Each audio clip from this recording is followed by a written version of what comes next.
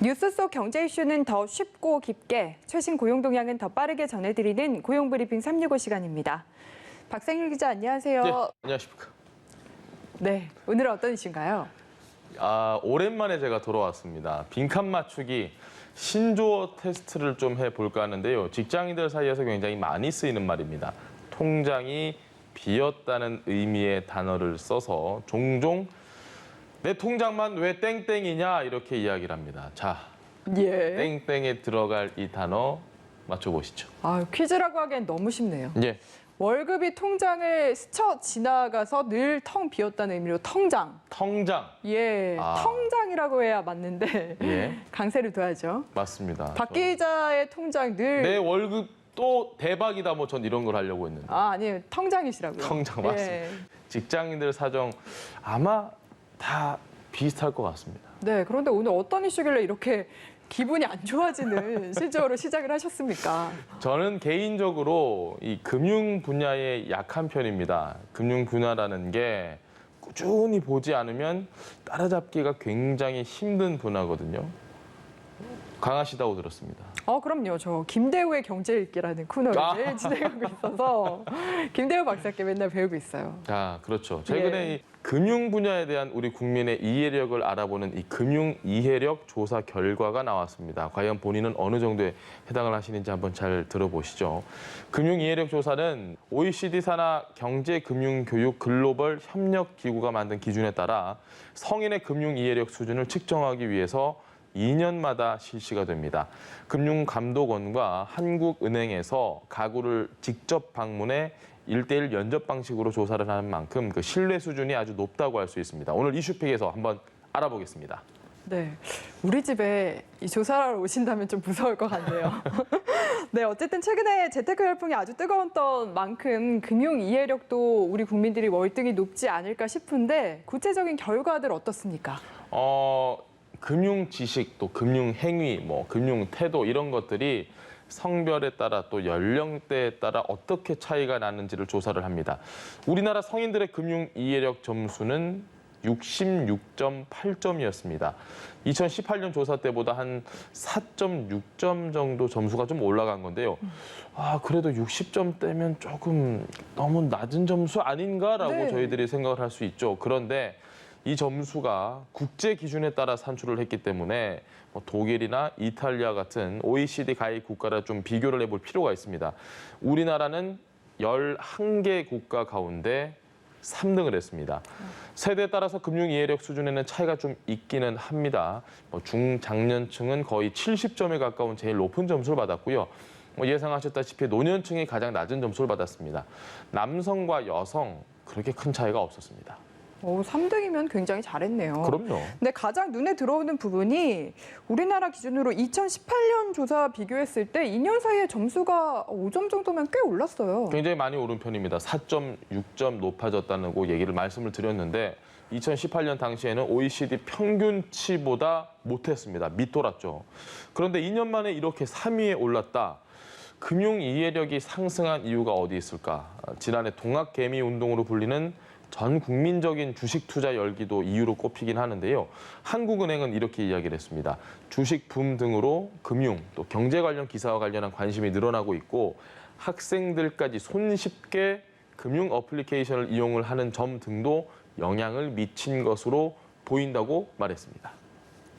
네, 그러니까 대체적으로 우리나라 성인들은 금융 이해도가 높은 편에 속한다고 볼 수 있는데 이게 조사 분야에 따라서도 차이가 있었습니까? 이번 조사에서 성인들의 금융 지식 조사 부분을 보면요. 한국 국민들은 이자에 대한 개념 그리고 위험과 수익은 어떤 관계가 있는지는 대체로 좀 잘 알고 있습니다. 아주 높은 점수를 받았습니다. 반대로 원금뿐만 아니라 이자로 받은 금액까지 또다시 이자가 붙는 걸 의미하는 거죠. 복리. 이 개념에 대한 이해도는 유독 낙제점을 받았습니다. 복리는 사실 저도 낙제점이 아닐까 싶은데. 저도 어렵습니다. 예, 재테크의 기본 개념인데도 정작 설명을 하라라고 하면은 좀 어려운 개념인 것 같습니다. 또 다른 조사 항목은 어떻습니까? 건전한 금융, 또 경제 생활을 영위하기 위한 행동 양식을 의미하는 금융 행위를 보면요. 적극적 저축 활동, 또 가계 수지 적자 해소 등에서는 점수가 높았습니다. 유독 신중한 구매를 하거나 또 장기적인 재무 목표를 설정하는 데에는 좀 약했는데요. 예를 들면 직장에서 퇴직한 후의 삶에 대한 계획이 아주 부족했던 겁니다. OECD 평균 45.3%에 비해서 낮은 수준이었고 11개 나라 가운데도 7위에 머물러 있었습니다. 네, 세대별로도 짚어보고 싶은데 이제 동학개미 열풍이 작년 한 해 크게 불었잖아요. 젊은 층도 많이 뛰어들었다라고 저희가 얘기를 했었고 젊은 세대는 어떻습니까? 그 김대호의 경제일기 그걸 아마 진행을 하시면서 우리 젊은 층도 뉴스를 많이 봐서 훨씬 더 이해도가 좀 높아진 것 같습니다. 이렇게 제가 한 줄 평을 할 수 있을 것 같습니다. 2030의 경우에는 아는 것과 행하는 것은 다르다라고 정리를 하면 될 것 같습니다. 왜냐하면 네.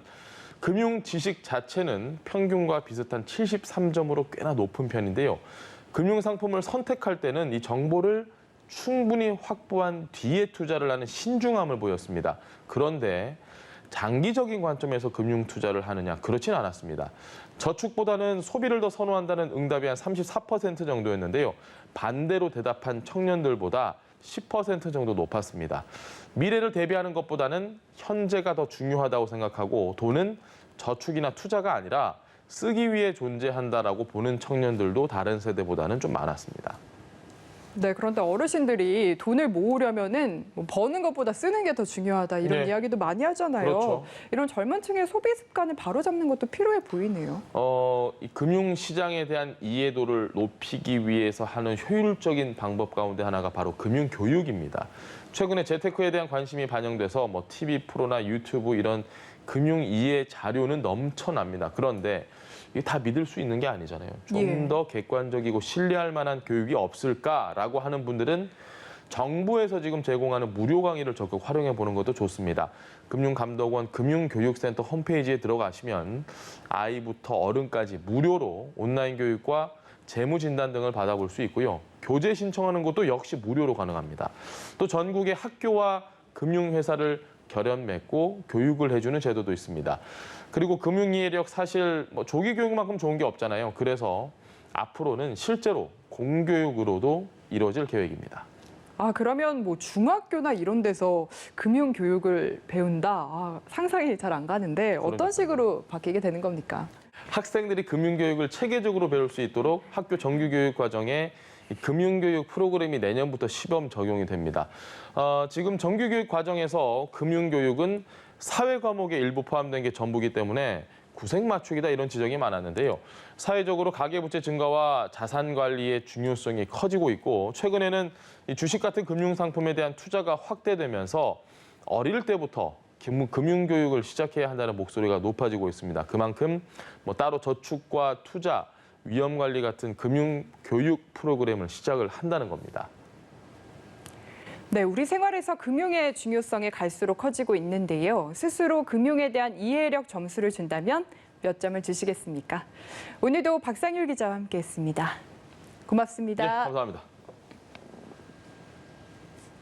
지금까지 고용브리핑 365였습니다.